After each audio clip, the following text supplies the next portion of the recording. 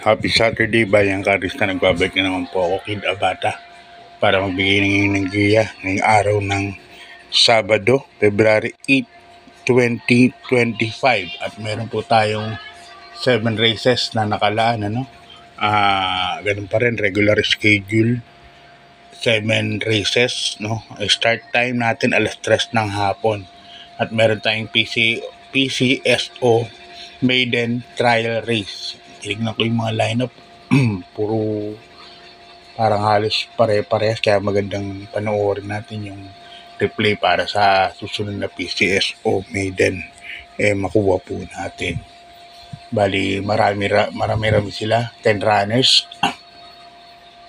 So ang start na ng karera nga natin alas 3 ng hapon. Medyo konti lang po ang lineup, mga 7 horses lang o 8 ganun. Puro distansya, puro 1,400 meters. Okay, start na tayo. Race number 1. Dito, rating base last 5 points placers, no? Pinakamababang grupo. Mga placers ng 5. Dito may 7 runners tayo. Susulohin ko na po ito. Numero 6. Sinag. Sasakyan ni Pati Dilema. Alam naman, Sinag. Ito yung na-inquiry, no?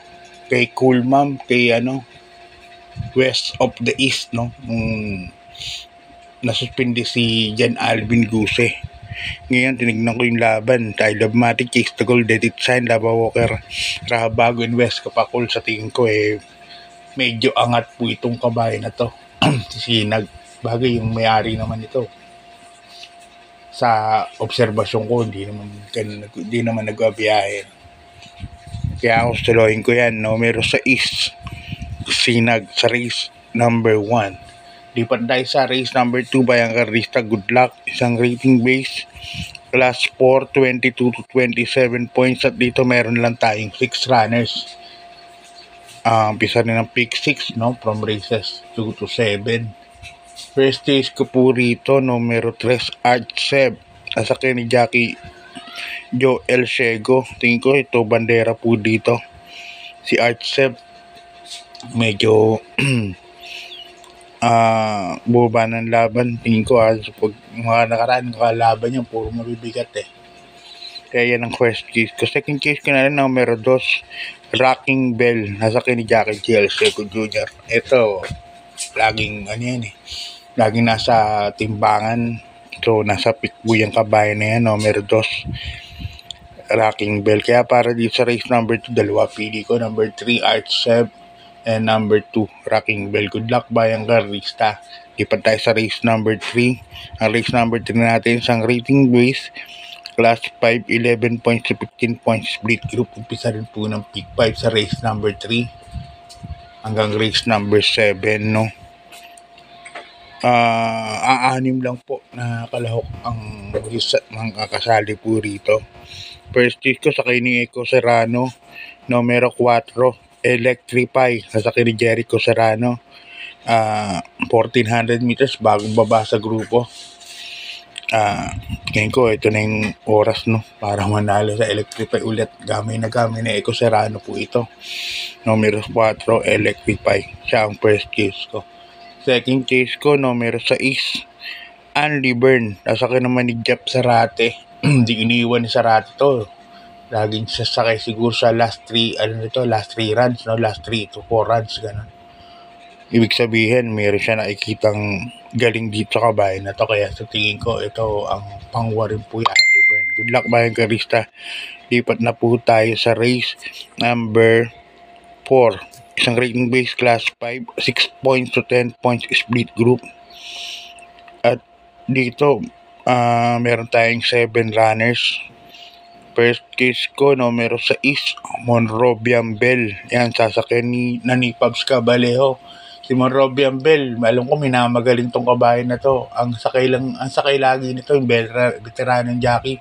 Dati si Edwin Blancaplor, ngayon sasakyan na ni Pabs Cabalejo. Tignan natin yung buti kung totoo nga yung bali-balita sa loob. Second case ko na rin yung number 7, Dugong Bughaw. Ito tingin ko ang mauuna rito. Ito nakapaglutsyahan kay Aliana nung huli to Kaya may bilis po itong kabayan na to. Number 7, Dugong Bugaw. Kaya siya ang second choice ko. Good luck, Bayang Carlista. Lipat tayo sa race number 5. Isang rating base class 4, 16 points to 21 points. At dito may 7 runners tayo. 1400 meters nga po ang distansya. First choice ko, numero 7. Cluster. Kasakin ni Alison Pabilik. Si Cluster, Nasran. Kaila Kiss me yan. The Kiss, yung kabahay ni SIL Abalos. Doon po siya nalaban. Inabot lang po ito. Diretsahan na. So, sabihin, bumabalik na po yung buti ni Cluster. Kaya para sa akin siya ang first choice ko po rito. Second choice ko, yung bumenta ng last race na pinadalawan ni Cats in the Cradle. No, numero 1, Boss Lady. Palit hineti rin po. Galing kay Edwin Blancaflor. Ngayon, Pabs Cabalejo na. So, nag-change ng jockey. Kaya sigurado, ilalaban po ito. Kaya dito sa race number 5, 7-1 po, Cluster and Boss Lady. Okay, good luck pa yung Garcia. Lipat tayo sa penultimate race. Race number 6. Yan, isang rating base last 5, 11 points to 15 points split group. At dito po ay meron tayong 7 kalahok, 7 runners sa karerang ito. O salohin ko na po ito, numero 6. Money for Bipani. Yan.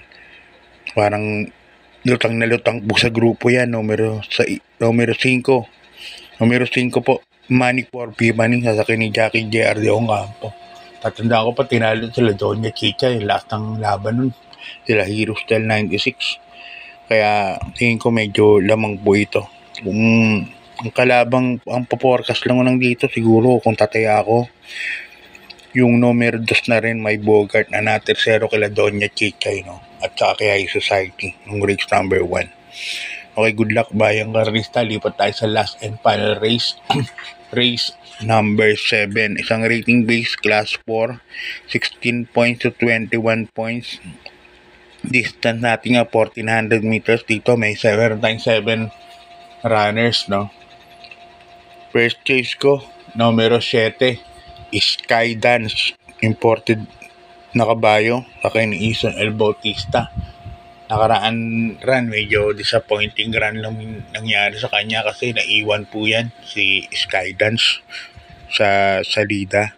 Ngayon, last to enter siya. Tingin ko, masasabay na to. Kaya siya ang first choice dyan. Number 7, Skydance. Second choice ko, numero 1, Feel the Burn. Yan, Patty Dilemma. Alam ko, nasa kaya ni Patty Dilemma to, pero last rin yata hindi siya, no? Ngayon, binalik na po sa kanya. So, good luck, Bayang Carlista. Hanggang dito na lang. God bless po.